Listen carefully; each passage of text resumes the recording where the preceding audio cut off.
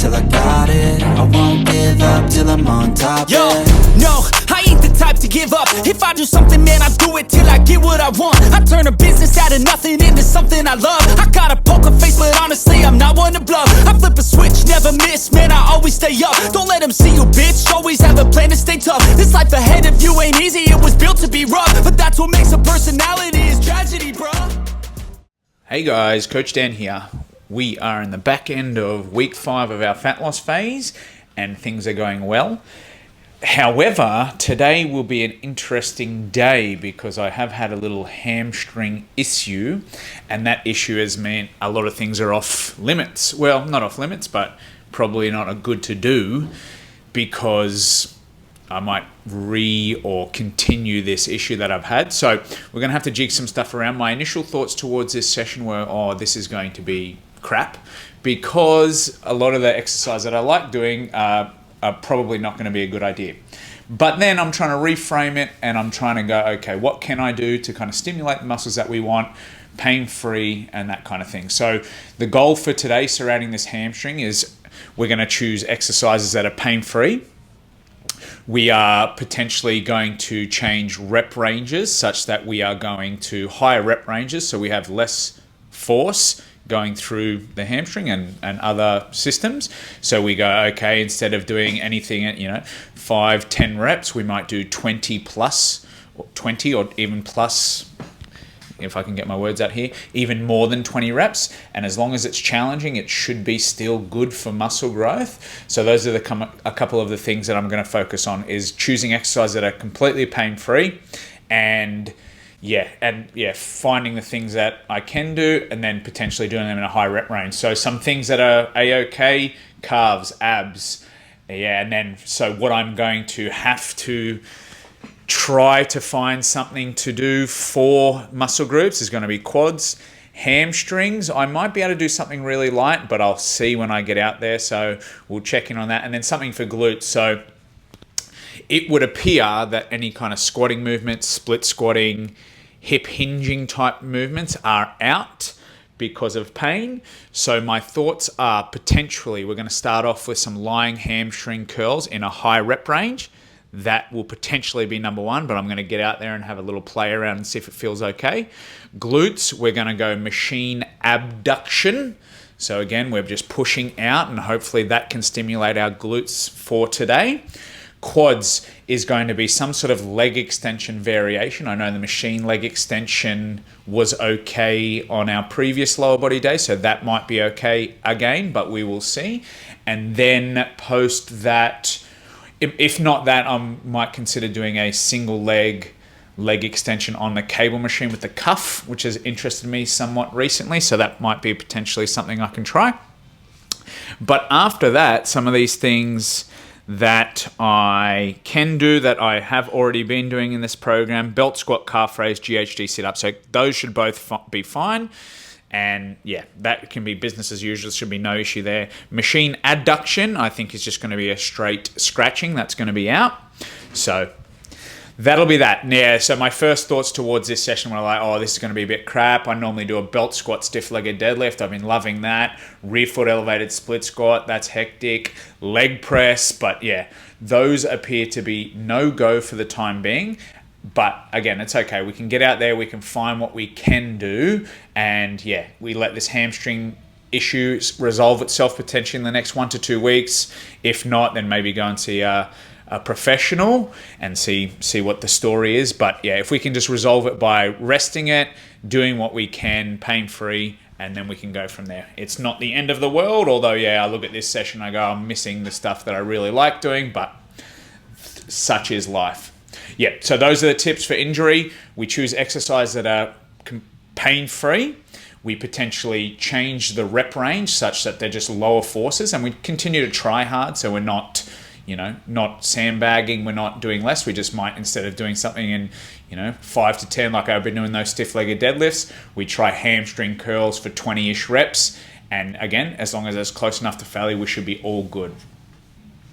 All right, enough of that. So I am going to go and try some stuff, and I don't know if it'll work, so I'll see at the first exercise, but not sure what that be. Maybe lying hamstring curl, maybe machine abduction.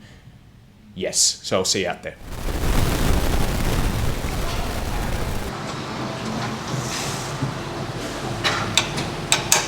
All right, we're going lying hamstring curl. So for some reason, the hamstring curl feels fine. Even the seated variation felt pretty good the other day. So yeah, I thought it's a hamstring kind of injury, and it potentially still is.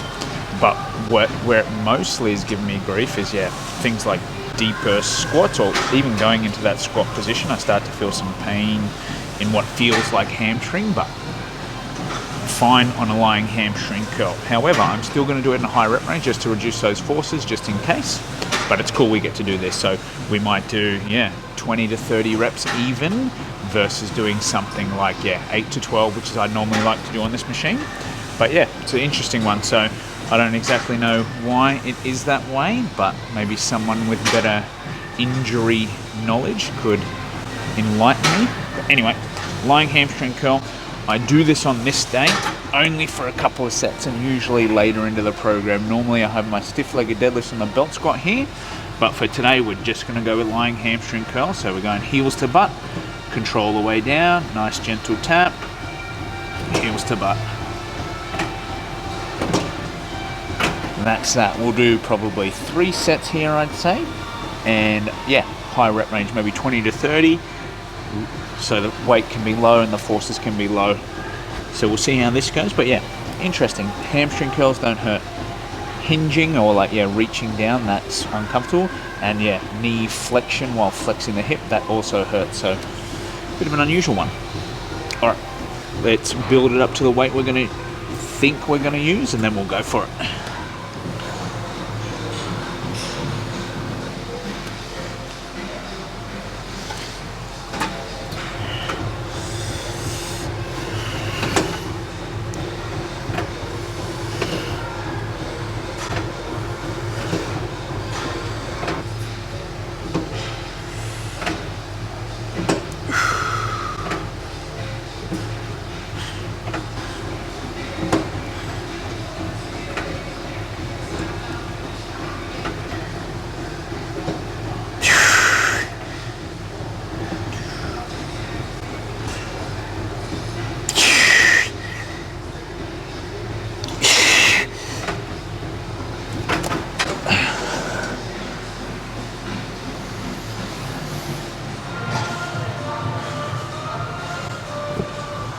All right, lying hamstring curl done. Feels good, high rep range, that's not a bad thing. So yeah, pain-free on that one, so we're happy with that. We're now gonna go machine abduction. So in previous time, I've been using the adduction component, which is driving the knees in towards your center or midline. Now we're going abduction for the glutes. So last week, this exact workout is where I noticed my hamstring issue, which was into a split squat. And that would normally what I'd be using for this exercise here. So I would expect that that is a no-go. So we're going to try the abduction. I've already had a couple of little play around sets on here just to kind of make sure it does feel okay, and it does. So glutes, one of their component is potentially abducting the legs, like how they attach kind of in towards your pelvis, and then kind of they angle slightly out. So both hip extension, like a hip thrust or finishing a squat or a deadlift, something like that, that's glutes. But also pushing knees out is also glutes as well. So we're going to get it in this fashion today. I've got the yoga blocks. They're going to tuck in side my knees here, and this will just allow for a larger range. The other thing that I do is I lean forward onto the machine like such to, again, if the job of the glutes is hip extension, if I go into hip flexion, I'll be stretching them out further. So that's why the lean forward, that's why the blocks. And so far so good. 2 sets only. I haven't done this in my program in a fair while, so I'll have to find out the weight. I think a moderate rep range here will be fine, 10 to 15, 10 to 20, something like that. Yeah, so yeah, workout so far. Again, none of that heavy hitters that I quite enjoy, the deadlifts, the squats, or things of that nature, but I suspect this will still be better than not doing anything. Or maybe equally as good as Pilates. Nah, I'm just kidding. All right, let's go.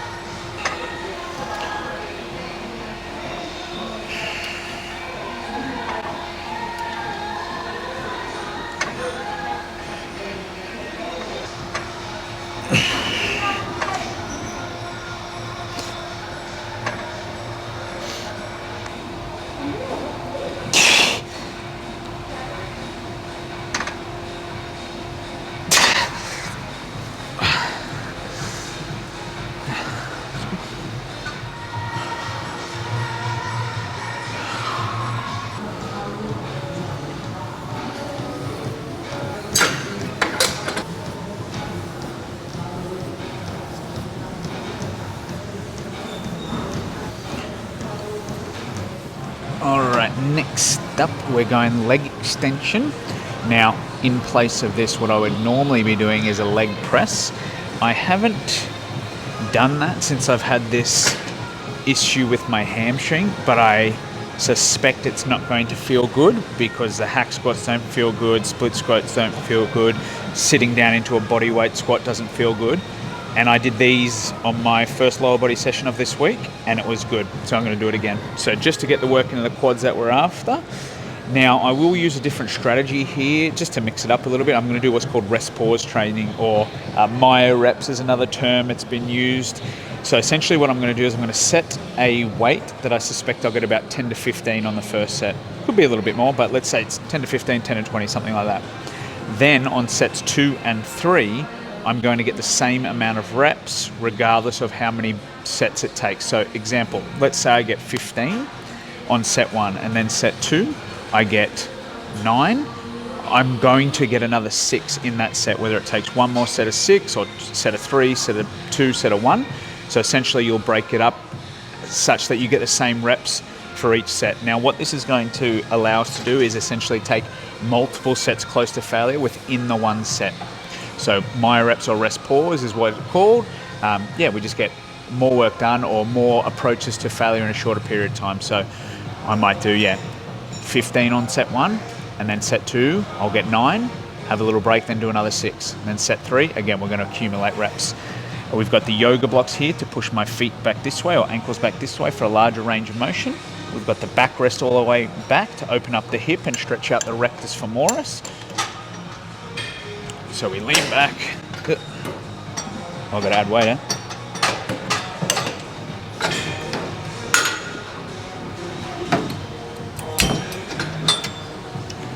Yep.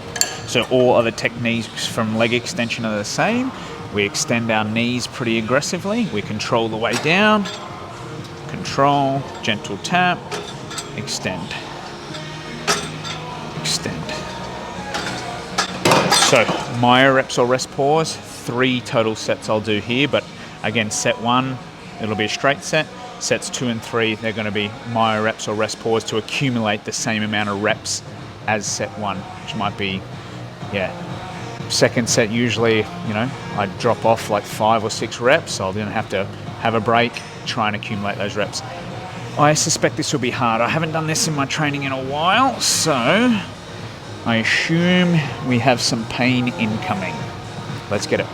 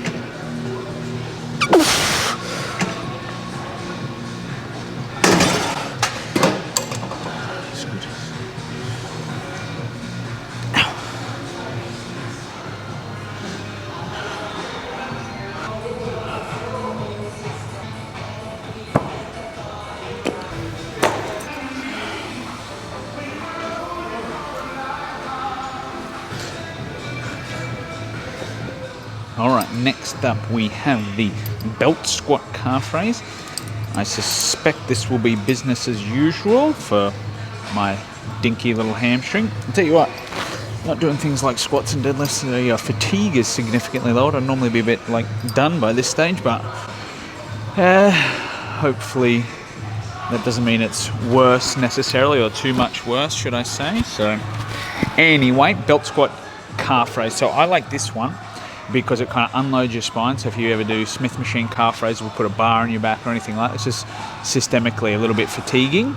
So in this sort of scenario, it sits on your hips, just like the belt squat does to do squats on here. You don't have to put a bar on your back. You can really drill the legs without, loading the body as fatiguingly, So it just sits here, doesn't feel as difficult or as stressful on the system overall. So I like that. So we take the belt squat, we take a clip. We're going to clip into the third one because, again, we're going to have our half the foot off here to do calf raises. We clip in like such. I might have to get a different clip. We clip in like such. Up, heels off the back, stretch, raise up, heels off the back, raise up. So just like a standard calf raise. It's just that our weighting is this belt squat machine versus, leg press, Smith machine, whatever else people use for calf raises. Pretty good. Issue is, when I normally do this on this day, I do a stiff-legged deadlift beforehand. So I've already got weights over here, so not today. I'm gonna have to haul them all over just for this. We better get started.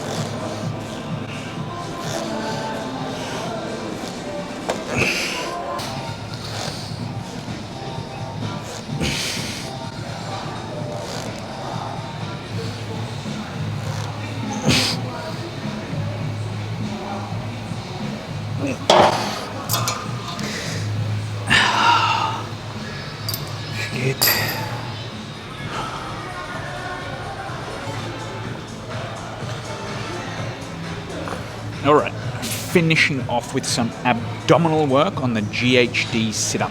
So GHD sit-up, on this day I do a sit-up. On my other day I use this for a leg raise. So the good thing about the GHD is, well, maybe two main things, is that we've got this curve here, and that curve we can kind of line up with the lumbar spine or the lower back area.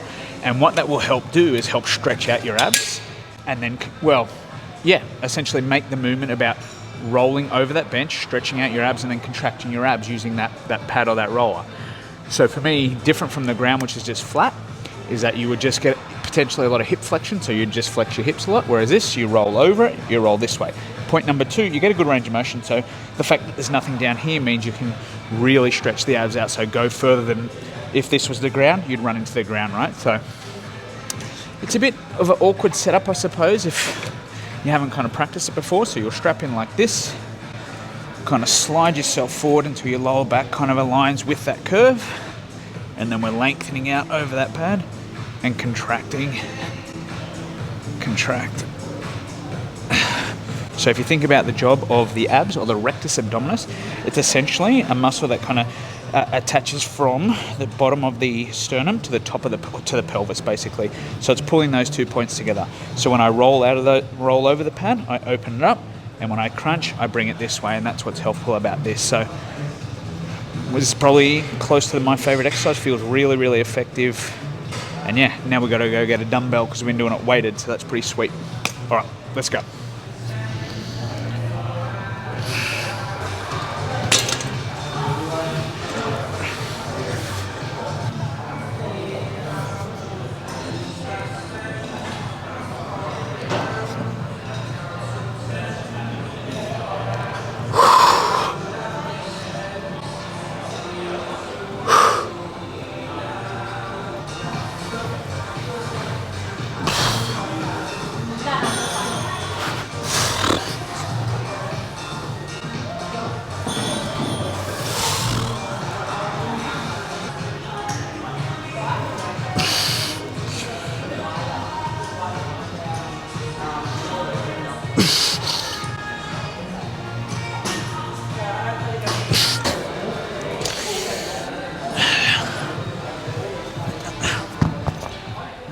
All right, that's a wrap on the workout, guys. Was that the most favorite lower body session I've ever done? No, probably not. But was it okay and doable, and did we get some benefit from it? Almost certainly. So that's the thing about working around injury. It's like, it's not we can't do anything. It's just potentially we can't do the stuff that we like so much. And that is a bit of a bummer. But again, like, it's hope if I can iron it out quickly, it'll be for a short period of time, can move on, get back to the stuff I really like. So just to reiterate the things that I consider when working around injuries, like number one, we choose things that don't cause you pain to that particular injury. So if it's a particular kind of exercise selection, don't do that thing for a period of time. Again, even if it's your favorite, whatever it might be, just kind of let it lie for a little period of time. Do the things around that. So choose exercise that feel okay. Number two, potentially we use a higher rep range. So if you are normally like doing a set of 6 to 8 on something, potentially you do 15, 20, even more reps. And what that will allow is like less force on that particular tissue that's damaged. And again, you know, that can only be a good thing. And as long as we work hard on that set and we go close enough to failure, you still can get similar benefits. So even if your preference is 6 to 8, but 6 to 8 cause you excruciating pain, but 20 reps doesn't, do 20. And then when, you know, it heals itself or it comes good, go back to 6 to 8 if that's still your preference. You might find that you actually like doing a higher rep range as well.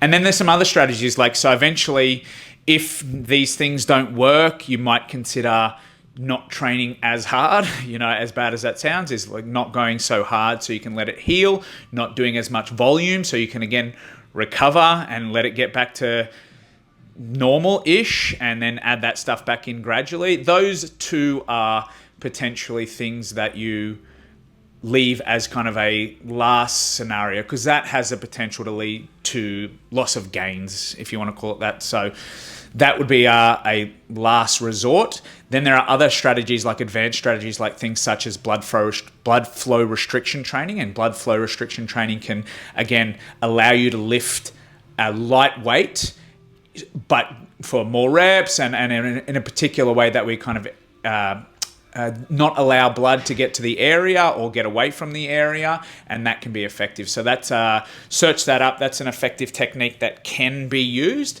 It's not something that I've used very often, but there's potential there, and that can be really effective without using heavy weights. So it can help you get yourself back to good health, and then if you like the heavy weights, go back from there.